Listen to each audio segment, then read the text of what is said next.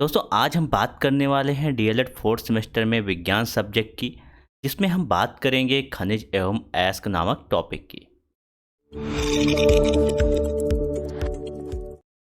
Welcome to वाह गुरुजी। दोस्तों आइए देख लेते हैं अपना टॉपिक।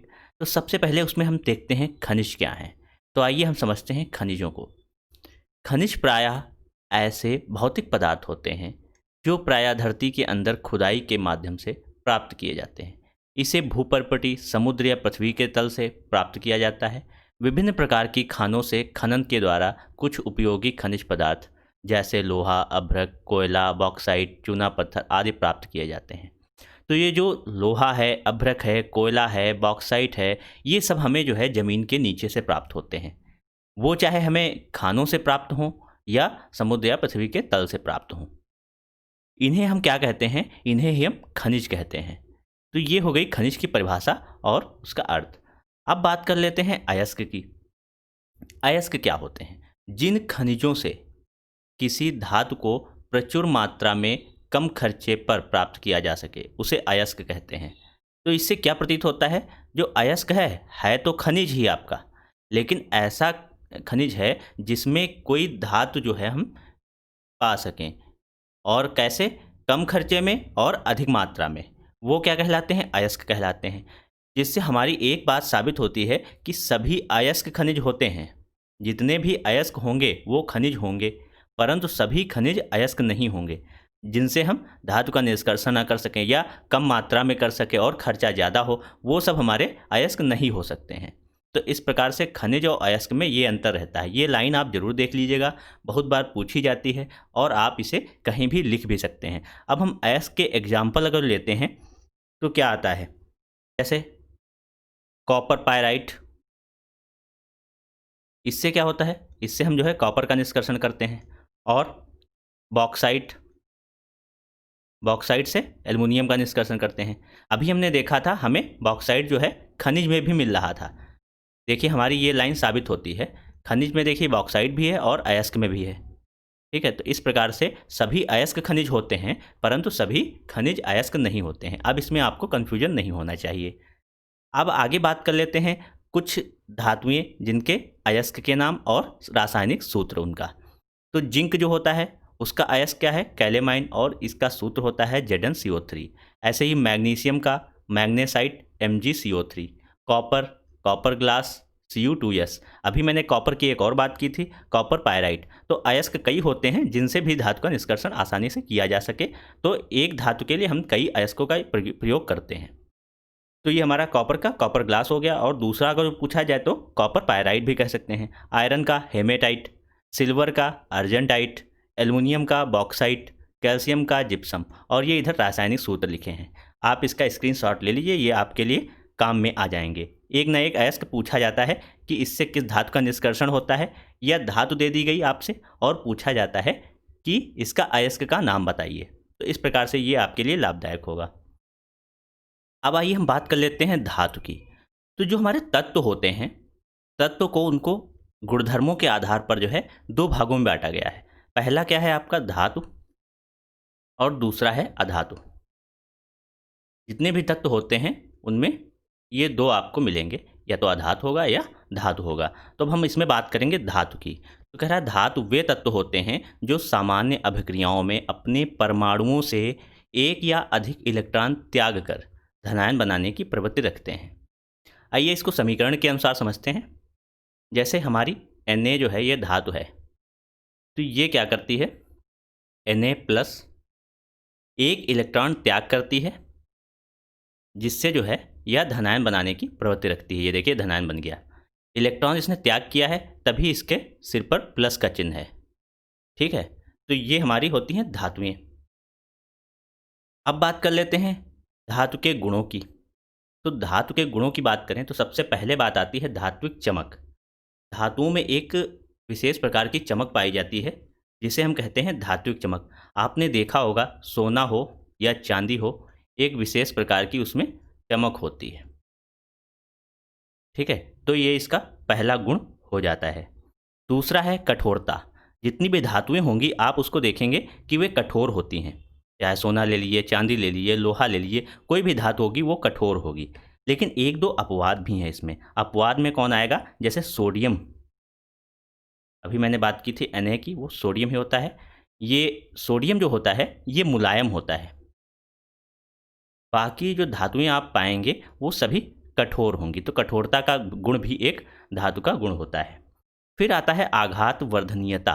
ये क्या होता है आघात वर्धनीयता? जैसे ये आघात वर्ड है, इससे इसको याद रखेंगे क्या, कि जब हम धातुओं पर आघात करते हैं, मतलब उस पर चोट देते हैं, तो उनमें जो है एक चादर बनाने का गुण होता है। मतलब हम उनको एक पतली चादर के रूप में परिवर्तित कर सकते हैं, वो टूटेंगी नहीं।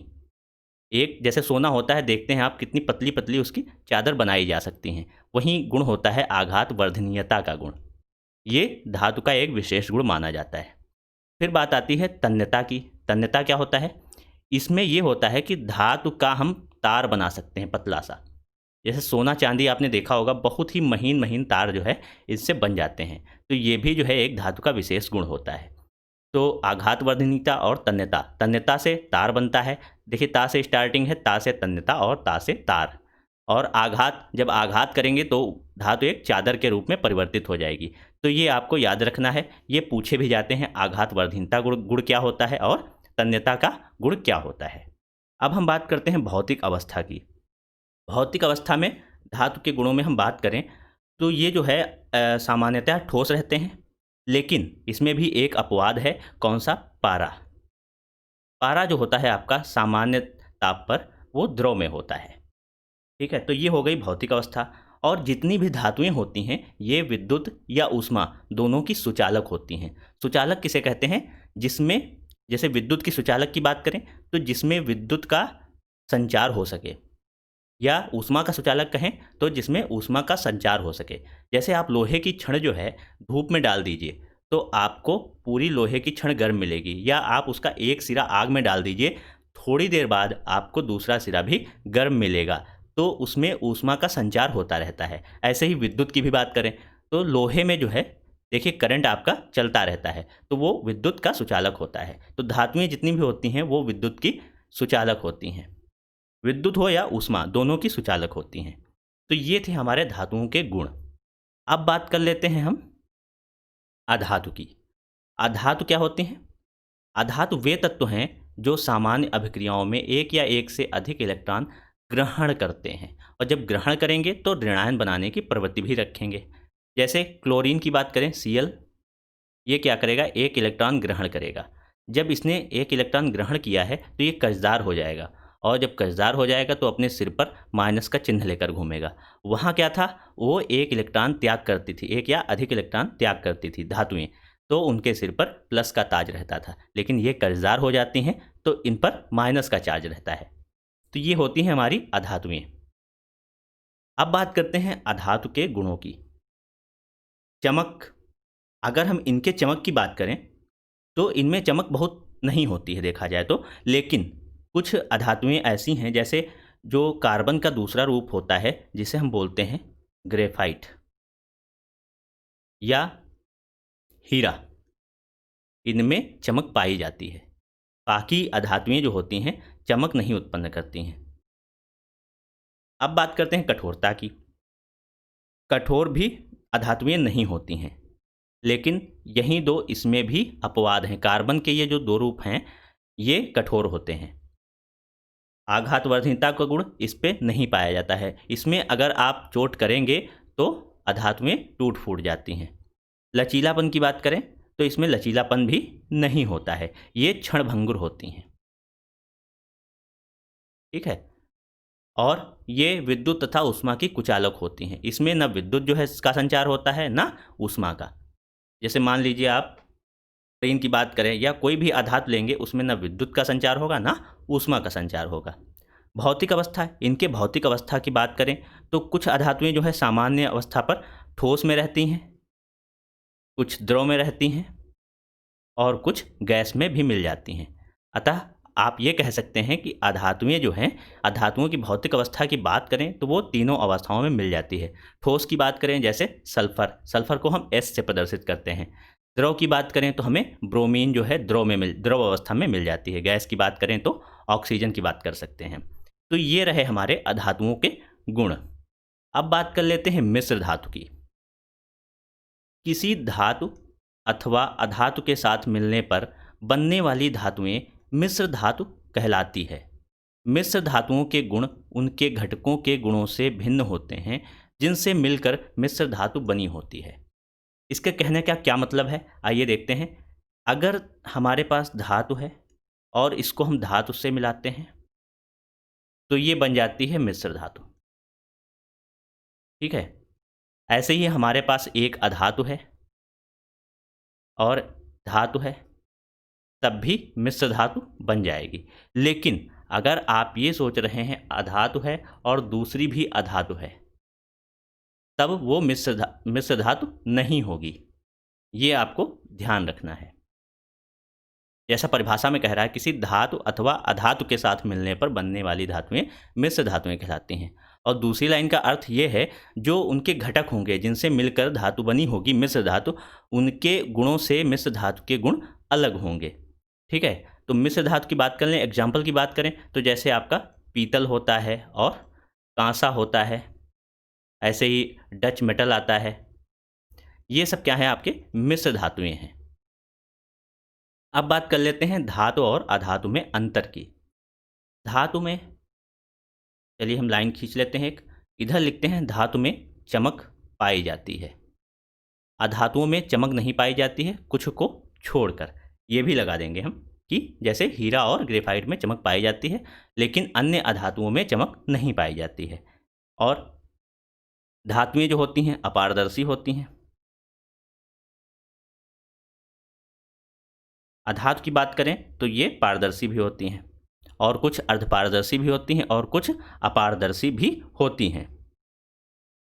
एक आप इनकी परिभाषा ही लिख सकते हैं धातु और अधातु में, कि ये जो है धातु इलेक्ट्रॉन त्याग करती हैं और अधातुएं जो हैं इलेक्ट्रॉन का ग्रहण करती हैं।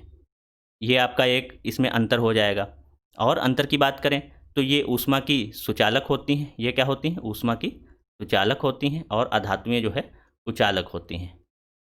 ये विद्युत की सुचालक होती हैं और ये विद्युत की कुचालक होती हैं। तो ये सब आपके अंतर हो जाएंगे। ये अंतर आप लिख सकते हैं, अक्सर एग्जाम में ये क्वेश्चन पूछा जाता है। अब बात कर लेते हैं धातु निष्कर्षण अथवा धातु कर्म की। धातु निष्कर्षण क्या है, अयस्क में पाई जाने वाली अशुद्धियों को अलग करने की क्रिया को धातु निष्कर्षण कहते हैं। और धातु कर्म क्या है, किसी शुद्ध धातु को उसके अयस्क से प्राप्त करने की संपूर्ण विधि जो है वो धातु कर्म कहलाती है। अशुद्धियों को अलग करने की क्रिया को धातु निष्कर्षण कहते हैं, और उसके अयस्क से प्राप्त करने की संपूर्ण विधि जो होती है वो हमारी धातु कर्म कहलाती है। धातु कर्म की क्रिया निम्न पदों में संपन्न होती है। जो हमारा धातु कर्म होता है उसमें कौन कौन सी क्रियाएं होती हैं उनकी बात कर लेते हैं। तो सबसे पहले सांद्रण, निस्तापन, भर्जन, प्रगलन और धातु का शोधन। फिर हमें जो है हमारी शुद्ध धातु मिल जाती है। ये कुछ स्टेप होते हैं। जिस प्रकार से आपके पास मान लीजिए कोई मिक्सचर है, उसमें से आपको अलग करना है, तो ये सब स्टेप होते हैं। उसके बाद जो है हमारी धातु निकल करके आती है। तो आइए इन स्टेप को हम एक एक अलग अलग करके देखते हैं। तो सबसे पहले हम बात करते हैं अयस्क का सांद्रण। अयस्क का सांद्रण जो है, इनकी विधियां जो हैं वो कौन कौन सी हैं, ये पूछा जाता है कि अयस्क के सांद्रण की विधियां बताइए। तो आप बता सकते हैं गुरुत्वीय पृथक्करण विधि, फेम प्लवन विधि, द्रवीकरण विधि, चुंबकीय पृथक्करण विधि, निक्षालन या रासायनिक पृथक्करण विधि। तो ये कुछ विधियां हैं जिससे पहले अयस्क का सांद्रण कर लिया जाता है। सांद्रण होने के बाद जो है निस्तापन किया जाता है। तो निस्तापन क्या है, इसको देख लेते हैं। निस्तापन वह प्रक्रम है जिसमें कार्बोनेट अयस्क को उसके गलनांक से निम्न ताप पर ऑक्साइड में परिवर्तित करने के लिए वायु की अनुपस्थिति में, ये ध्यान रखना है आपको कि वायु की अनुपस्थिति में तेजी से गर्म किया जाता है। इस क्रिया को जो है निस्तापन कहा जाता है। तो ये आपका निस्तापन हो जाता है। फिर बात कर लेते हैं भर्जन की। वह प्रक्रिया जिसमें अयस्क को वायु की उपस्थिति में, ये देखिए यहाँ पर उपस्थिति है, ये आपको ध्यान रखना है कि किसमें उपस्थिति कह रहा है और किसमें अनुपस्थिति कह रहा है। यहीं सबसे ज़्यादा इनमें कन्फ्यूजन रहता है। तो वायु की उपस्थिति में उसके गलनांक से नीचे गर्म किया जाता है। तो यह जो क्रिया होती है हमारी भर्जन कहलाती है। और यह प्रक्रिया जो है पूरी परावर्तनी भट्ठी में की जाती है। तो ये आपसे पूछा जा सकता है कि भर्जन जो है किस भट्ठी में किया जाता है। तो ये हमको ध्यान रखना है कि परावर्तनी भट्ठी में भर्जन की क्रिया संपन्न होती है। परावर्तनी की भट्ठी का चित्र भी बनाने को आ सकता है आपके एग्जाम में। फिर बात करते हैं प्रगलन की। अयस्क में उचित गालक मिलाकर मिश्रण को प्रायः वात्या भट्ठी में उच्च ताप पर गलाने की क्रिया को प्रगलन कहते हैं। इसमें उच्च ताप है, ठीक है। तो ये सब आपको जो ये छोटे छोटे पॉइंट हैं यही आपको कंफ्यूज करेंगे और इन्हीं को आपको ध्यान रखना है। तो ये क्रिया हो जाती है प्रगलन, और प्रगलन जो है किस भट्ठी में होता है, ये होता है वात्या भट्ठी में। इसका भी चित्र बनाने को आपसे कहा जा सकता है। इस क्रिया में अयस्क का गलित धातु में अपचयन हो जाता है अथवा धातुयुक्त पदार्थ पिघल जाता है। इसके बाद जो है धातु का शोधन कर लिया जाता है और हमें शुद्ध धातु प्राप्त हो जाती है। अब हम बात करेंगे इसके बाद विद्युत रासायनिक श्रेणी की। विद्युत रासायनिक श्रेणी क्या होती है और इसके कुछ गुणों की बात करेंगे, क्योंकि इसमें पूछा जाता है कि विद्युत रासायनिक श्रेणी के क्या गुण होते हैं। तो आइए देख लेते हैं। विभिन्न प्रकार की धातुओं को उनके मानक अपचयन विभवों के बढ़ते क्रम में क्रमबद्ध करने पर जो श्रेणी प्राप्त होती है उसे विद्युत रासायनिक श्रेणी कहते हैं। ये होती है परिभाषा। जो ये श्रेणी जो होती है इसमें सक्रियता, रासायनिक सक्रियता और विद्युत धनात्मकता नीचे से ऊपर जाने पर बढ़ती जाती है। ये ध्यान रखना है, क्या बढ़ती है? रासायनिक सक्रियता, और दूसरा क्या था? विद्युत धनात्मकता।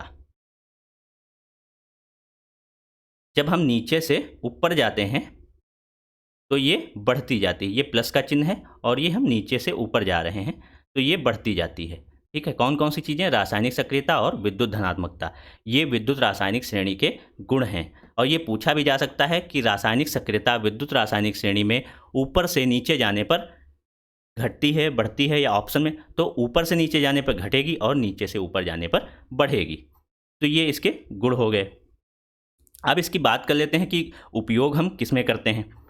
तो यह पता लगाने में कि कौन सी धातु जो है अम्ल से हाइड्रोजन का विस्थापन करेगी या नहीं करेगी, और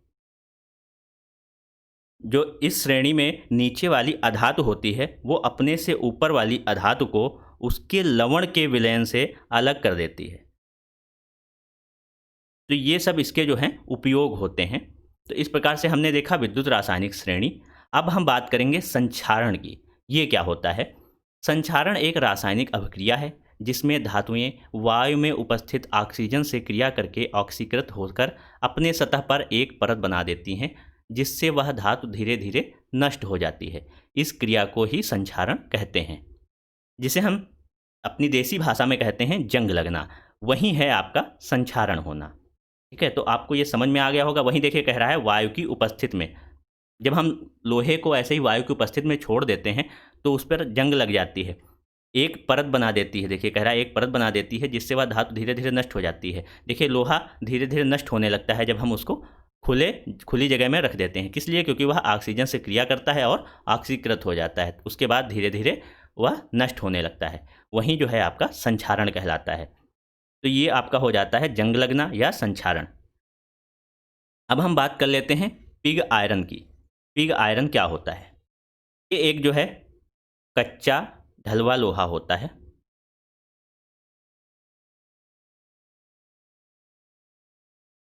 ये जो है वात्या भट्ठी में उत्पादित होता है, और इसमें जो है एक गुण क्या इसका रहता है कि इसमें आघात वर्धनीयता का गुण नहीं पाया जाता है। आघात वर्धनीयता का गुण नहीं पाया जाता है। ये जो होता है क्षणभंगुर होता है, अर्थात बहुत जल्दी ही टूट जाता है। इसमें जो है 4 से 5% से अधिक जो है कार्बन की अशुद्धियाँ पाई जाती हैं। 4-5% से अधिक, 4 से 5% से अधिक भी अशुद्धियाँ पाई जाती हैं इसमें। तो ये होता है पिग आयरन। इसके उपयोग किस में करते हैं? जैसे पाइप बनाने में कर लिया, या स्टोरेज टंकी बनाने में, कूड़ेदान बनाने में, इन सब चीज़ों में इसका उपयोग करते हैं। उदाहरण से हमें याद आया, एक क्वेश्चन आप में पूछा जाता है कि धातुओं को संक्षारण से बचाने के लिए, जंग लगने से बचाने के लिए क्या उपाय किए जाने चाहिए। तो सबसे पहली हम बात करें तो उसमें जो है आप क्या कर सकते हैं? मिश्र धातु बना सकते हैं। धातुओं को मिला करके मिश्र धातु बनाई जा सकती है। जैसे पीतल में आपने देखा होगा कभी जंग नहीं लगती है। या क्या कर सकते हैं? उसमें जो है लेपन विधि द्वारा पेंट करके या वार्निश लगा करके। तो ये सब चीज़ें जो हैं ये आपको संक्षारण से बचाती हैं। जैसे आप लोहे को बचाने के लिए क्या करते हैं, पेंट कर देते हैं, वार्निश कर देते हैं। तो ये सब जो होती हैं ये संक्षारण से बचाने के उपाय होते हैं। तो दोस्तों अगर आपको ये वीडियो पसंद आई हो तो प्लीज़ इसे लाइक कीजिए, शेयर कीजिए और हमारे चैनल को सब्सक्राइब कीजिए। अगर आपको इसके नोट्स चाहिए तो आप टेलीग्राम चैनल ज्वाइन कर लीजिए, जिसकी लिंक आपको डिस्क्रिप्शन में मिल जाएगी। Thank you.